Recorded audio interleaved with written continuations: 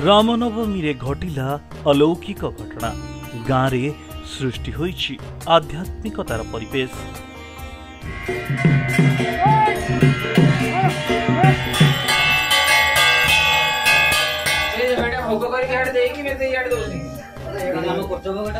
माटी तलु आविर्भूत होइछन्ति प्रभु रामचंद्र माता सीता।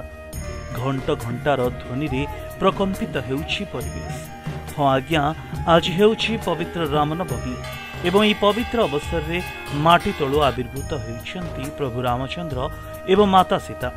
आज रामनवमी उपलक्षे समस्त राम मंदिर अनुष्ठान गुड़िक उत्सव मुखर होइतबा बेले बांकी ब्लॉक रतागढ़ रे देखिबाकु मिलिछि संपूर्ण आध्यात्मिकतार भिन्न वातावरण। कहीं रामनवमी पूर्व राति रे एटी घटी अलौकिक घटना हेउछि रामनवमीर पूर्वरु एही अंचलर जणे रामभक्त बलराम राउत रात्रि रे स्वप्नादेश होइतला। आउ से गाँव रे एक जगार माटी तले दबी रहिथिबा राम सीता संबंध रे मिलिथिला सूचना।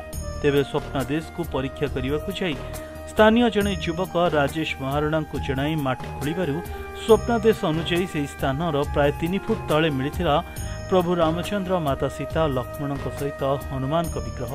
आउ जहाकु नहीं स्थानीय अंचल रे चर्चार विषय पलटि।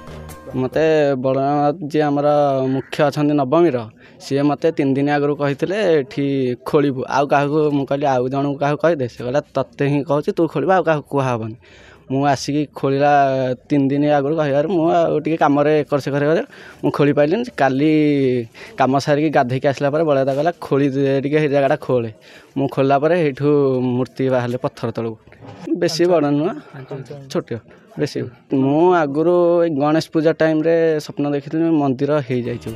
अन्यपटे एभली घटना रे से पुणी पवित्र रामनवमी अवसर रे होइथिबारु एहाकु प्रभुंको कृपा बोली विश्वास करी यथा रीति आउ नीति रे पूजार्चना करिबारे लागे पड़िछन्ति ग्रामवासी।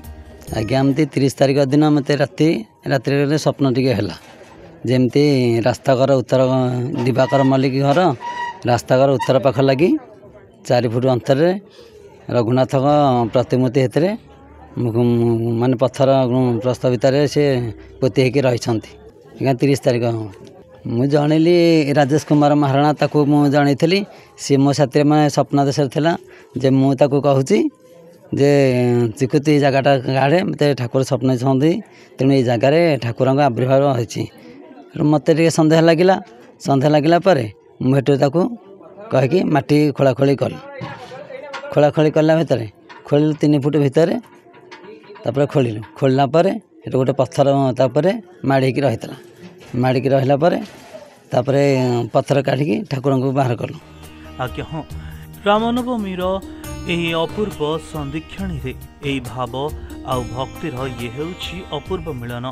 तेबे एही स्थान रे रामंक आविर्भाव हेबा स्थानीय भक्तंक मनरे बेस उत्साह भरी देइथिबा देखिबाकु मिलिछि।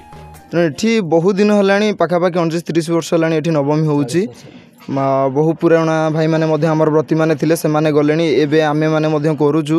गोटे अलौकिक आश्चर्यकर गोटे घटना घटिला जोटा कि आखपाखे के माने लोक भीतर गोटे सिहरण खेली जाइए जड़े स्वप्नादेश है स्वप्न के सत हुए से आम शुणी नथिले किंतु एटा प्रत्यक्ष लोक मैंने देखिले जहाँ स्वप्न है से प्रभुंकर विग्रह उद्धार है गोटे आनंदर लहरी माने प्रति लोकों भीतर गोटे सिहरण खेली जाइए आसंता श्रीराम नवमी। कटक बांकीरू पुर्णेन्दु नायक रिपोर्ट, प्रदिन टीवी।